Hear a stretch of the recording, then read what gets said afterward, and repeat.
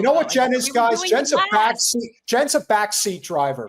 She wants to be treated just like Wasserman Schultz. Look, She was you're going to have excuse me. You're going to You have were so 3 full anticipating- weeks without me. Won't it be glorious? You were so anticipating getting to Congress and having your own Democrat BMW that you could just drive around it and have people just kind of boss you around. Okay, like I would ever drive a BMW. That's so funny. No, you would drive a Volkswagen. No, I wouldn't drive that either. Yes. No, I got a Chevy. Pickup truck. The Rothschilds have been, if you want to know where the Jews rule the world, the Jews run the banking system, this is the family that this comes from. This has been going on for several generations, multiple centuries. This is not new, but there is a direct correlation here to William Rothschild and the creation of the Zionist state of Israel. Here we go. Was Lord Walter Rothschild. He was a British zoologist and a member of the Rothschilds banking dynasty, a prominent Zionist figure in the UK and a liaison between the British government and the World Zionist Organization. Which is now... He did not write the declaration, but was chosen as the... Which is now... Well, the World Zionist Organization. No, never mind. I'm forgetting what I'm thinking of that became AIPAC. Not the World Zionist Organization. I'm sorry. Continue. I know what you're talking about, but yes. But this organization that he's talking about, I don't think is that anymore. Whatever this is, the World Zionist Organization. AIPAC, yeah, well, this is more of like AIPAC on a global level, I guess. Yeah, it was way back, but that has transformed into something, right? Like it never went away. That was my point. I don't know. It's just not called that now. Yep. The recipient, indicating the Rothschilds' high standing and influence in Zionist and British circles. But what was the strategic context of the Balfour Declaration?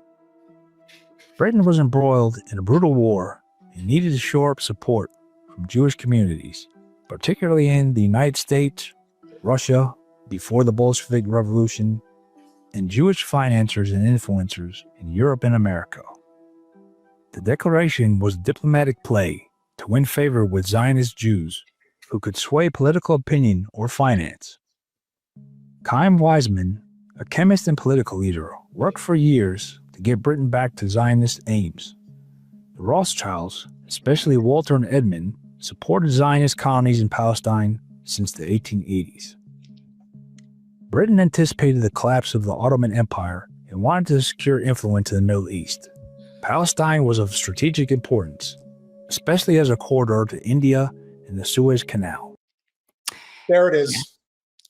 Yeah, I'm just curious if this gets into the fact that before the Balfour Declaration, before that, the Britain offered to give the Palestinians sovereignty if they would help fight alongside them in World War I against the Ottoman Empire. And so they had promised that sovereignty to the Palestinians prior to the Balfour Declaration.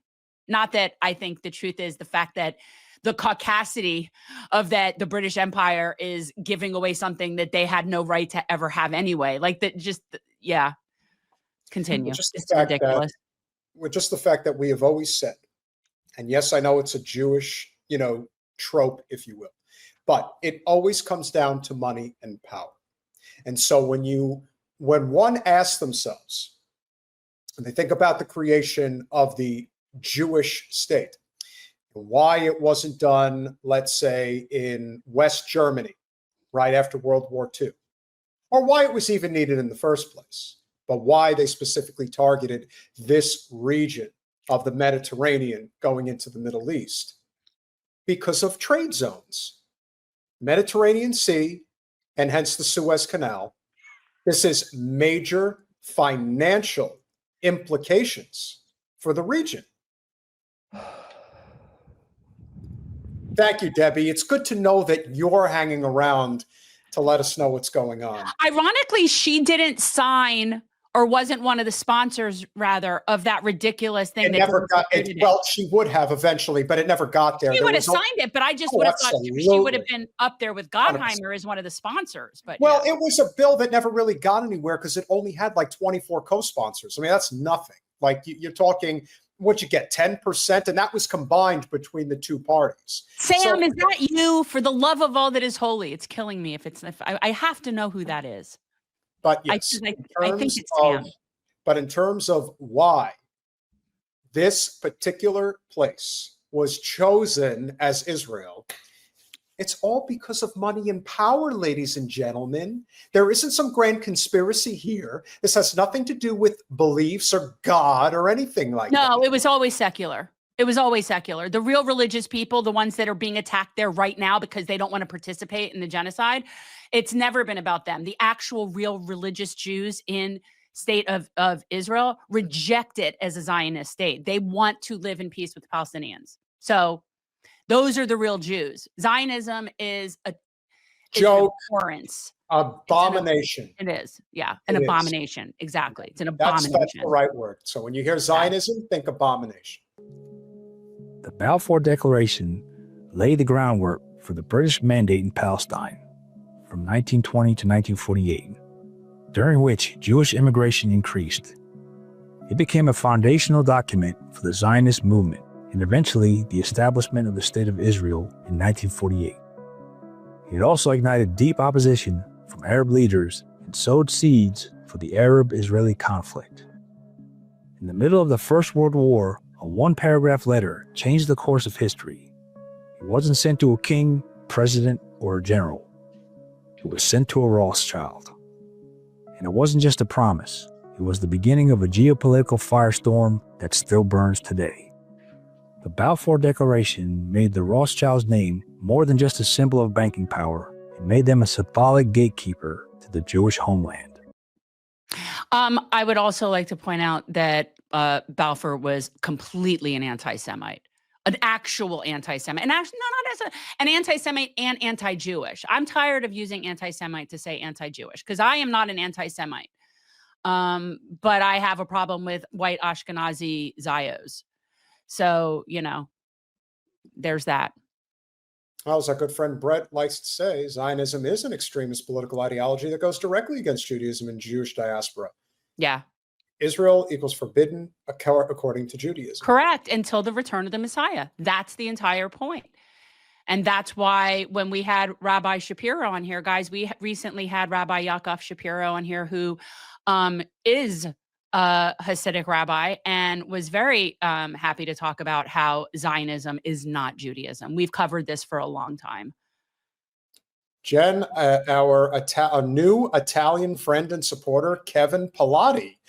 Good evening. Hi. I am a recently acquired fan. A quick note for Jen. Be sure to visit Is Cafe in Cork City when you visit Ireland. It's a Palestinian restaurant. I had to mention it. Okay, thank you. I am going there for a day trip. That is a plan of mine. That's for sure. awesome. Which is why I was asking Travers if he was friends with Tag. Is it Todd? I can never. Taggy. Travers, put it in phonetically. Okay. But I would be psyched to go meet up with him and do a little live or something. Yeah, or Travers, video. Get your ass to Cork. Get your ass to Cork. And why don't you meet at that Is Cafe in Cork? That'll be a good place. Please don't. It's not good. No, it's very good. I don't like when you do the Irish accent. Well, that's your problem, not mine. Chip, thank you so much for the $5. The British co-signed Zionism to protect their access to India and Iraqi oil. Sure seems like the most logical explanation to me. Yeah. I mean, why would you involve the Rothschilds anyway? There would be no other reason to involve them unless there was a banking component that they felt was necessary.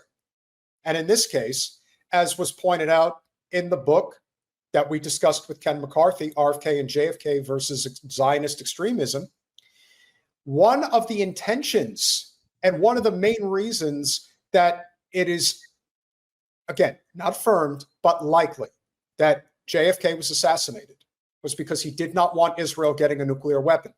One of the intentions of Israel with nuclear weapons was to actually use them, as many as 18 of them, to create a man-made shortcut for a path to India through, I think it was through Jordan, if I'm not mistaken, or Egypt. This is what happens. And this is why we, as Jen says, we have to bear witness. I mean, I think we could do more than that, but this is our sword to bear, and this is our responsibility. And so when people ask, what is it about the Jewish banking system that is a real thing? Well, you can show them this clip of the Rothschilds and how they made the state of Israel possible.